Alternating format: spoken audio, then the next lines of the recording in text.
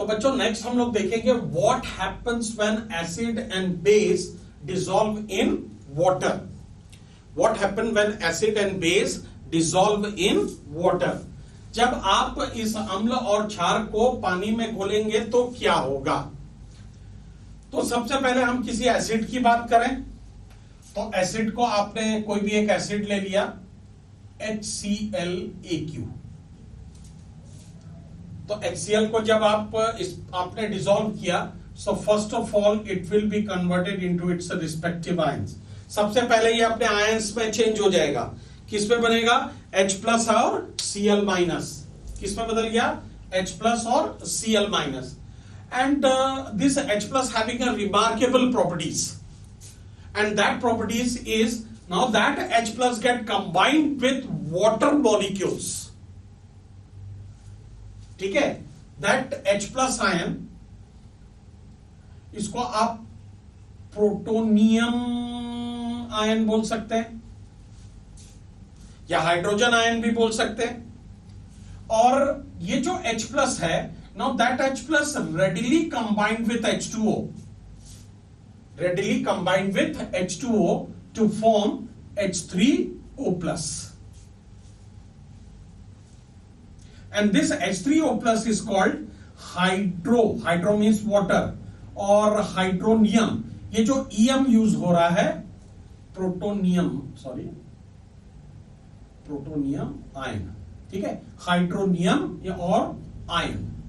तो ये जो IUM सफिक्स है that IUM suffix actually used for positive charge species। जो भी पॉजिटिव चार्ज स्पीसीज है उसके नाम के लास्ट में आप EM लगा दीजिए तो सामने वाले को समझ में आ जाएगा कि वो पॉजिटिवली चार्ज है। तो यहां पे देखिए जैसे हम लोग बोलते हैं Na+ को क्या बोलते हैं sodium ion IUM, Ca2+, calcium, NH4+, ammonium. तो ये IUM किसके लिए यूज होता है प्लस के लिए यूज होता है। तो यहां पे ध्यान में रखना ये जो H3O+ है ये H3O+ एक्चुअल में आपने इसको क्या कहा हाइड्रोनियम है। तो in this solution acid H+ exist in H+ ion और H3O+ आयन और इसके साथ साथ क्या होगा Cl- आयन होगा। तो आप ये देख सकते हैं कि H+ ion in acidic aqueous acidic solution does not exist in single state और इंडिपेंडेंटली। ये स्वतंत्र अवस्था में नहीं रह सकता, अलग नहीं रह सकता। ये हमेशा किसके साथ कंबाइंड होगा H3O+ के साथ, H2O के साथ, वाटर मॉलिक्यूल के साथ। अब आपका आंसर ये हो सकता है कि why this H+ ion get combined with H2O। तो ये थोड़ा सा आगे की बात है, आपके हायर स्टैंडर्ड की बात है। तो यहां पे देखिए जो आप HOH ऐसा लिखते हैं तो हम इस ऑक्सीजन में जो बचे हुए इलेक्ट्रॉन हैं उसको सिंबॉलिक रूप से ऐसा डॉट से दर्शाते हैं। That means this oxygen having pair, ये 2 इलेक्ट्रॉन पेयर में है तो इसको लोन पेयर, ये किसी के साथ कंबाइंड नहीं हुआ है तो लोन पेयर। और प्लस का मतलब होता है कि it's having a electron deficient species, इसके पास इलेक्ट्रॉन की कमी है और इसके पास इलेक्ट्रॉन जो है वो ज्यादा है। ज्यादा मतलब बहुत ज्यादा नहीं है, फ्री स्टेट में है, लोन पेयर ऑफ इलेक्ट्रॉन है। तो ये H+ आयन क्या करता है यहां पे अटैक कर देगा। ठीक है, और यहां पे अटैक कर देगा तो ये ऑक्सीजन अपना लोन पेयर किसको दे देगा इस हाइड्रोजन को दे देगा। तो अब क्या हो गया OH H और H और इस ऑक्सीजन पे कौन सा चार्ज आ गया पॉजिटिव चार्ज आ गया। तो पॉजिटिव चार्ज किस पे डेवलप हो रहा है हाइड्रोजन पे नहीं, पॉजिटिव चार्ज डेवलप हो रहा है ऑक्सीजन में। इसीलिए आपने इसको क्या लिखा H3O+। तो ये छोटा सा रीजन है कि ऑक्सीजन पे लोन पेयर होता है, इलेक्ट्रॉन होता है और वो लोन पेयर इलेक्ट्रॉन पे ये क्या होगा H+ अट्रैक्ट होगा तो ये ऑक्सीजन उस लोन पेयर को दे देगा और ये क्या बना लेगा H3O+। तो hydrogen ion does not exist in independent ठीक है, वो कभी भी स्वतंत्र अवस्था में नहीं रह सकता, इसलिए वो किसके साथ कंबाइनिंग स्टेट में होगा, वाटर मॉलिक्यूल के साथ in form of H3O+ ion. किस रूप में होगा जल के साथ, H3O+, and this H3O+ ion is called hydronium ion. और इसी H3O+ को हम लोग क्या कहते हैं, हाइड्रोनियम आयन। और यम का मतलब तो बता दिया आपको। अब यहीं पर आप देखिए कि अगर आपने कोई बेस लिया, ठीक है, ये बेस है। अब what happen when base dissolve in water, तो ये AQ हो जाएगा, एक्वस, ठीक है। अब यहां पे ध्यान में रखना, ये Na+ और Na+ plus OH-। So this Na+ do not get combined with water molecule, ये वाटर मॉलिक्यूल के साथ कंबाइंड नहीं होगा।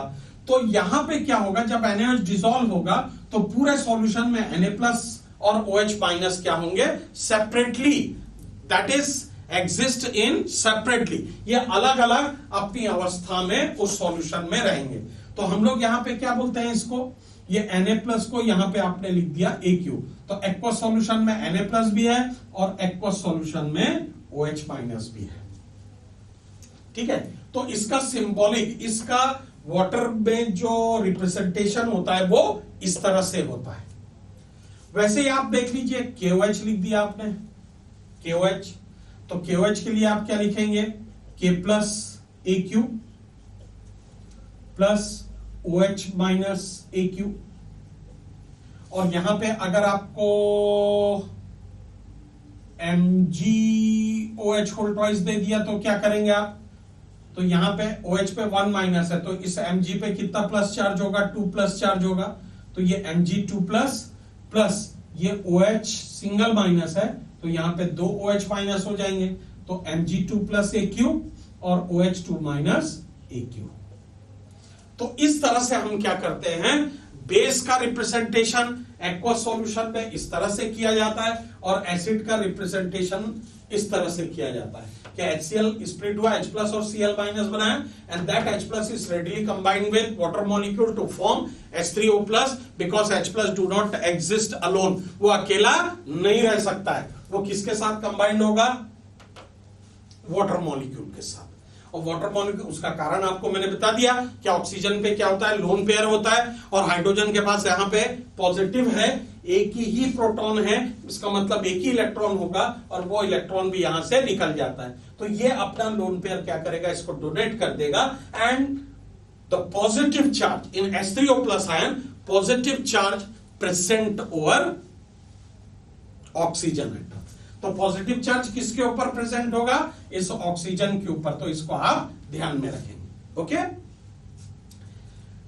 नेक्स्ट अब इसी में आप देखिए कि what happens when acid and base are get combined together. अब ये दोनों कंबाइंड होंगे तो क्या होगा, तो एसिड प्लस बेस ये कंबाइंड होगा, तो आपको पता है कि ये हमेशा क्या बनाएगा, salt plus water, salt plus water. और आपको कहा था कि यही रिएक्शन को हम क्या कहते हैं, न्यूट्रलाइजेशन रिएक्शन कहते हैं, उदासीनीकरण की अभिक्रिया कहते हैं, जब अम्ल और क्षार आपस में रिएक्शन करेंगे।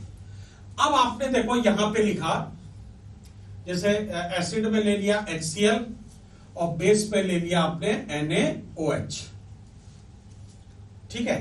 तो अब आप ये देखिए कि ये एसिड जो है वो स्प्लिट होगा H+ और Cl- प्लस Na+ OH-। तो positive charge of base, positive charge of base and negative charge of an acid, positive charge of an base and negative charge of an acid, अम्ल का ऋणात्मक भाग और क्षार का धनात्मक भाग, ये दोनों कंबाइंड होंगे और हमेशा ये कंबाइंड होकर के क्या बनाएंगे, सॉल्ट बनाएंगे, ठीक है। Negative part of acid, positive part of base get combined together to form a salt. अम्ल का ऋणात्मक भाग और क्षार का धनात्मक भाग मिलकर के लवण बनाएगा। और यहां पे देखिए एसिड का ये जो H+ वाला पार्ट है वो बेस के OH, बेस क्या देगा आपको? OH देगा। एसिड क्या देगा? H+ देगा। So that H+ and OH get combined together to form water, और ये दोनों कंबाइंड होकर के क्या करेंगे? वाटर फॉर्म कर लेंगे। तो HCl + NaOH, ये देखो 1 + 1 माइनस है, तो ये सिंपली क्या बन गया? NaCl बन गया। ये H+ और ये सिंगल OH, ये सिंपली क्या बन गया? H2O बन गया। तो इसको बैलेंस करने की आपको जरूरत नहीं है। अब यहां पे आपने लिखा HCl + MgOH होल ट्वाइस। अब इसको देखिए, तो जब आप HCl लिखेंगे तो यहां पे ये H+ हुआ, सिंगल H+ आएगा और सिंगल Cl- आएगा। इस Mg पे ये वाला 2 यहां पे प्लस आएगा, तो ये हो गया आपका Mg2+, ठीक है। और इस OH पे कितना माइनस आएगा? तो OH पे सिंगल माइनस आएगा, और टोटल OH कितने हैं? 2 हैं, तो ये 2 OH प्रोड्यूस करेगा, 2 OH-। समझ में आया? HCl, ये HCl स्प्लिट होगा, ये बीच से स्प्लिट हुआ, एक सिंगल H+ दिया और सिंगल Cl- दिया। अब इस Mg को इस तरह से देख लीजिए, ये Mg, ये OH, ये OH, ये ब्रेक हुआ, तो इस OH पर माइनस, इस OH पर माइनस, तो टोटल कितने माइनस है? 2 माइनस है, एक एक करके, तो यहां पे कितना प्लस हो जाएगा? 2 प्लस हो जाएगा, तो Mg2+, OH2-। ठीक है। अब यहां पर अब आप देखिए कि इस Mg पर कितना प्लस है? 2 प्लस है, लेकिन इस Cl पे कितना माइनस है? सिंगल माइनस है।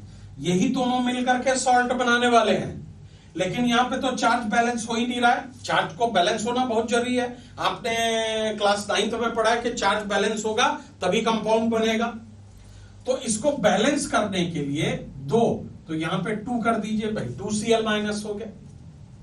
2Cl- का मतलब हो गया ये Mg2+, एक Cl- और ये एक Cl-, तो ये दोनों कंबाइंड हो गए भाई। तो बनने वाला प्रोडक्ट क्या हुआ? MgCl2, 2 को नीचे उधर लिखेंगे, ठीक है। अब OH कितना है? 2 OH है, उसको भी देख लीजिए, ये OH-, ये OH-, लेकिन यहां पे H कितना है? सिंगल प्लस है, तो अब इसको भी 2+ कर दीजिए, तो ये भी एक और प्लस हो गया, तो ये H+ OH, ये H+ और OH, तो इसके साथ साथ क्या बन गया? वाटर मॉलिक्यूल बन गया, H2O। लेकिन टोटल वाटर मॉलिक्यूल कितना है? 2 है, तो आपने यहां पर 2 लिख दिया, ठीक है।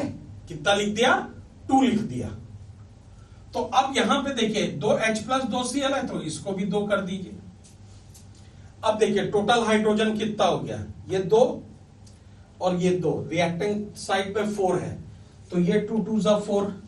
ऑक्सीजन यहां पे देखिए ये 2 है, तो ये 1 × 2 2 हो गया। Mg यहां सिंगल है, यहां भी सिंगल है। Cl कितना है? 2 है, यहां पे भी 2 है, ठीक है। तो ये इस तरह से बैलेंस्ड हो गया। तो आप इस तरह से किसी भी रिएक्शन को जो है एसिड और बेस के बीच में हो रहा है, आप उसको लिखते हैं।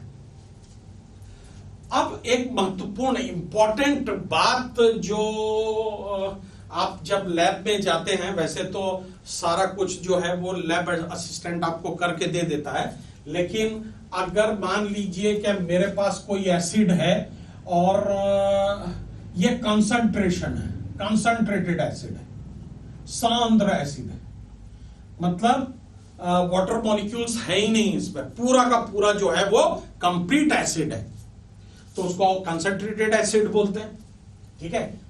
जो आप डायरेक्ट कंपनी से या कोई भी जो दुकान है, आप वहां से भी आप इसको परचेस कर सकते हैं। तो ये जो एसिड है, ये एसिड, ये कंसंट्रेटेड है। सो एडिंग वाटर इन एसिड, तो जैसे जैसे आप पानी इसमें मिलाते चले जाएंगे, तो on adding increasing amount of water, आपको एसिड को एज इट इज रखना है, उसके अमाउंट में कोई चेंज नहीं करना है। आपको क्या करना है? इसमें वाटर ऐड कर देना है। So on adding water in acid or base is called dilute solution of an acid or a base. तो जैसे जैसे आप पानी को पिलाते जाएंगे एसिड या बेस में, तो उसमें वाटर मॉलिक्यूल्स जो है उसके पार्टिकल इंक्रीज होते जाएंगे, और इंक्रीज होने के कारण क्या होता है, हम इसको क्या कहते हैं, डाइल्यूट एसिड कहते हैं. लेकिन अब एक चीज ध्यान में रखना, ये एसिड है, एसिड, और इसमें आप वाटर ऐड कर रहे हैं. एक तो ये हो गया, ये बात हो गई. और नंबर 2, ये वाटर है और आप इसमें क्या कर रहे हैं, एसिड ऐड कर रहे हैं. So adding water on acid और acid on water, it is highly exothermic reaction. आप जल को पानी में या पानी को एसिड को अम्ल को जल में या जल को अम्ल में मिला रहे हैं. Acid mixed with water, water mixed with acid. That means both the reaction are highly exothermic in nature. ये प्रकृति में बहुत ही ज्यादा ऊष्माक्षेपी, मतलब energy is evolve during the process. और जब प्रोसेस होता है तो उसमें क्या होता है, एनर्जी जो है वो इवॉल्व होगा, बाहर की तरफ निकलेगा. ठीक है. तो हमेशा आप ध्यान में रखना कि कंडीशन हमको क्या अप्लाई करना है. This is correct and this is wrong. कभी भी एसिड में पानी को ऐड नहीं करना है. कभी भी एसिड को पानी में ऐड नहीं करना है, क्योंकि वो जो एनर्जी निकलेगी वो एनर्जी हो सकता है कि आपके आंखों पे डायरेक्ट इफेक्ट करे, और वो आपके आंखों की जो रोशनी है उसको कंप्लीटली खत्म कर दे. ग्लास टूट जाए, एसिड आपके हाथ में गिर गया, हाथ जल गया.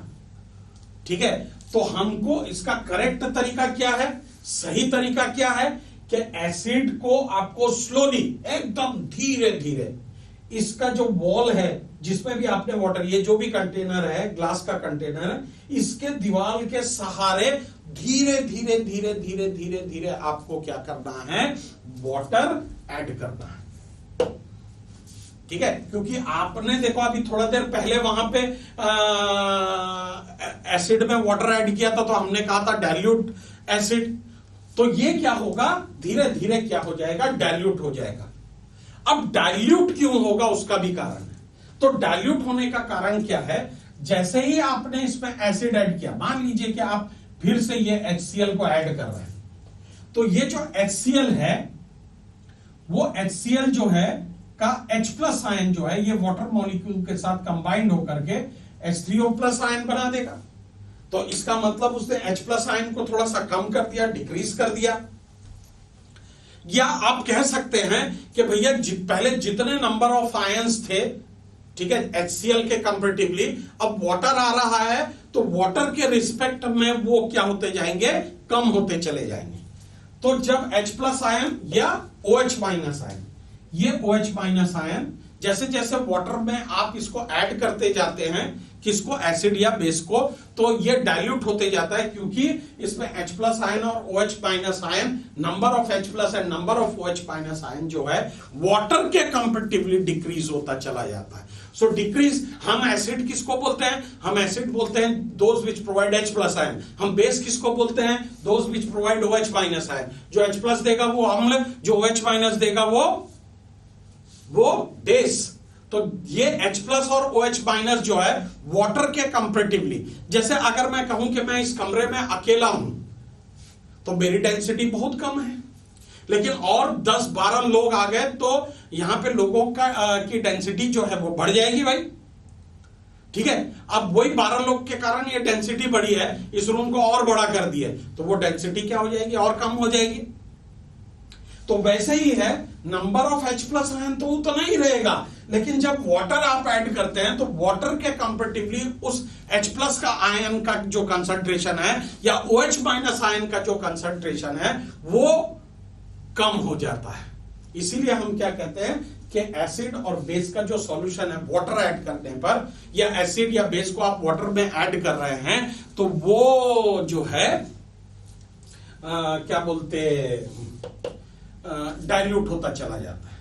तो आप एक्सपेरिमेंटली भी आप कभी इसको ऐसा नहीं, किसी के भी सुपरविजन में आप इसको करके देख सकते हैं। आपने एक ग्लास में या बीकर में पानी लिया, पानी लेकर के आप उसमें धीरे धीरे आप एसिड को या बेस को आप ऐड कीजिए, तो आप देखेंगे कि वो कंटेनर जो है धीरे धीरे धीरे धीरे धीरे धीरे क्या हो जाता है, गर्म हो जाता है।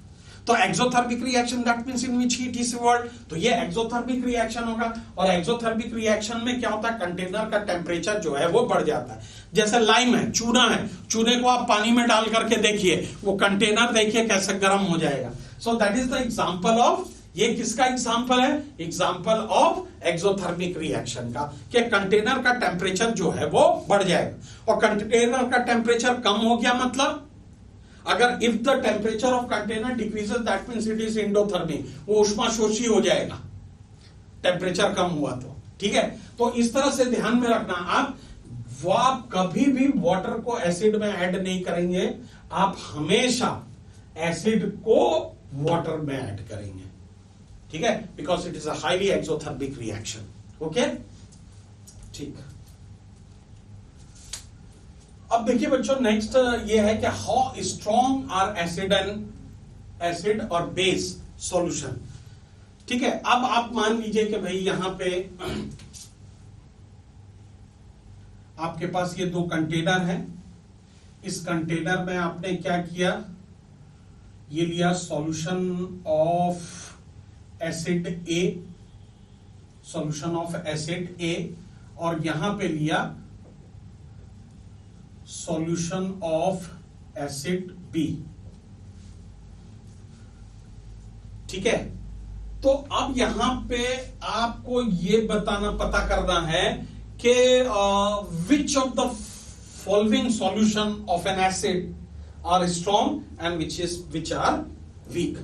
क्या ये दोनों सेम है, क्या ये दोनों वीक है, या दोनों स्ट्रॉन्ग है, या एक वीक है और एक स्ट्रॉन्ग है, ठीक है। तो इसको आइडेंटिफाई करने के लिए, ठीक है, कि कौन, अब वैसे बेस के लिए भी होता है, ठीक है, लेकिन हम यहां पे एसिड से शुरू करेंगे।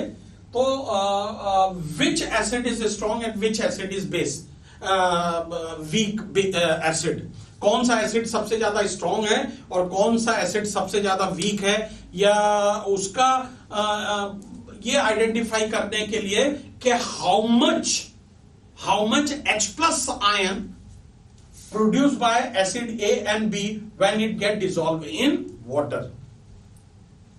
तो जब आप पानी में इस एसिड को घोलेंगे, ये एसिड A और B को, तो हमको ये पता करना है कि A और B में से सबसे ज्यादा H plus आयन कौन देगा और क्यों देगा। अगर सबसे ज्यादा A दे रहा है और B कम दे रहा है H plus आयन, तो हम ये कहेंगे कि A is a strong acid as compare to B, और B अगर ज्यादा दे रहा है तो B is stronger as compare to A, या आप कह सकते हैं कि A ज्यादा दे रहा है तो A स्ट्रॉन्ग है और B क्या है, वीक एसिड है। तो यहां पर कोई भी एसिड हो, कोई भी बेस हो, हम उसके वो वीक है या स्ट्रॉन्ग है इसका पता लगाने के लिए टू स्केल, एक्चुअल में एक स्केल को यूज किया जाता है to measuring the concentration of H plus ion और हाइड्रोनियम आयन कंसंट्रेशन। तो अब मैंने हाइड्रोनियम आयन क्यों कहा, क्योंकि वो जो H प्लस है वो H plus get combined with water, वो वाटर के साथ कंबाइंड हो जाएगा और क्या फॉर्म करेगा, H3O प्लस कंसंट्रेशन। तो हमको यहां पे इस बात का पता लगाना है कि भाई वो जो है एसिड जो है वो H plus H3O plus ion का कंसंट्रेशन कितना है उसमें। So a scale which is used to measuring the concentration of H3O plus ion in the given solution of acid is called, और उसको एक स्केल से हम लोग आइडेंटिफाई करते हैं, and that scale is called a pH scale, ठीक है। यहां पे उसका क्या नाम आ गया, पीएच स्केल। तो हम लोग एक स्केल यूज करते हैं H3O प्लस किसी भी एसिड के H3O प्लस आयन की सांद्रता या कंसंट्रेशन का पता लगाने के लिए उस स्केल को हम लोग क्या कहते हैं, पीएच स्केल कहते हैं। कौन सा स्केल कहते हैं, पीएच स्केल कहते हैं। और पीएच स्केल जो है इसको सोरेनसन ने बताया, सोरेनसन ने, scientist Sorensen introduce pH scale. PH scale को इंट्रोड्यूस करने वाला वैज्ञानिक कौन था, साइंटिस्ट कौन था, तो सोरेनसन था। यहां पे पी का मतलब क्या होता है, ध्यान में रखना, पी का मतलब होता है पोंटजेन, पोंटजेन। और पोंटजेन का मतलब ये एक्चुअल में जर्मन वर्ड है।